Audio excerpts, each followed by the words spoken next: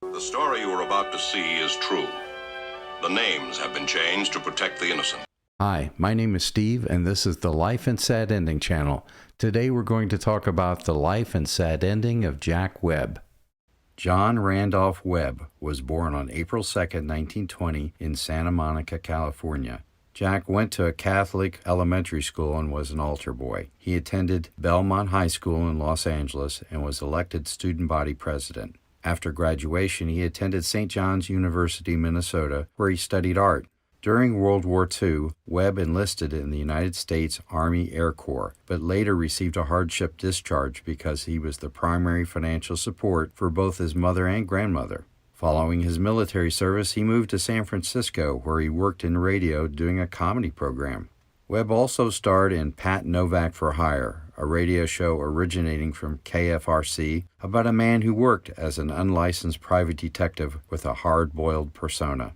Webb's radio shows included Johnny Madero, Pier 23, Jeff Reagan, Investigator, and Pete Kelly's Blues. However, Jack spent most of his career working on the show Dragnet and its many different forms. Dragnet, his most famous show, began on NBC Radio in 1949 and ran until 1957. It was also picked up as a television series by NBC, which ran from 1952 to 1959.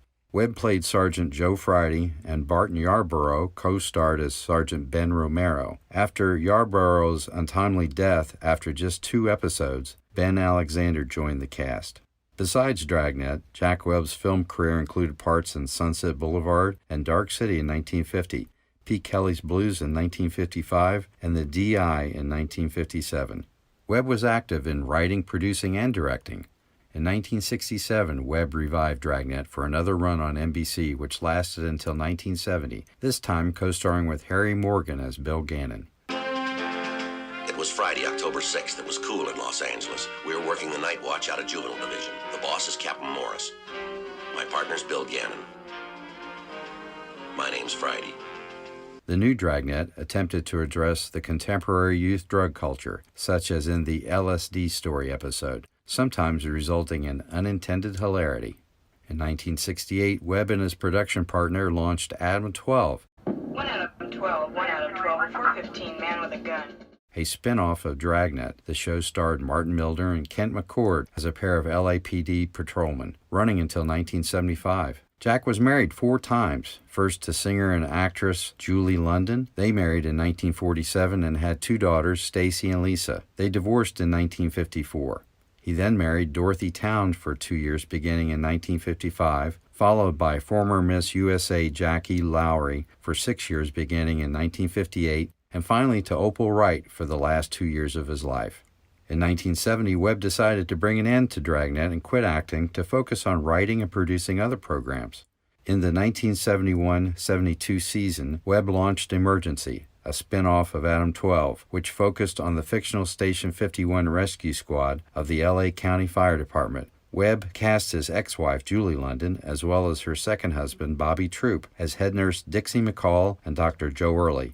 The cast also included Randolph Mantooth and Kevin Teague as paramedics, John Gage and Roy DeSoto, and Robert Fuller playing Dr. Kelly Brackett.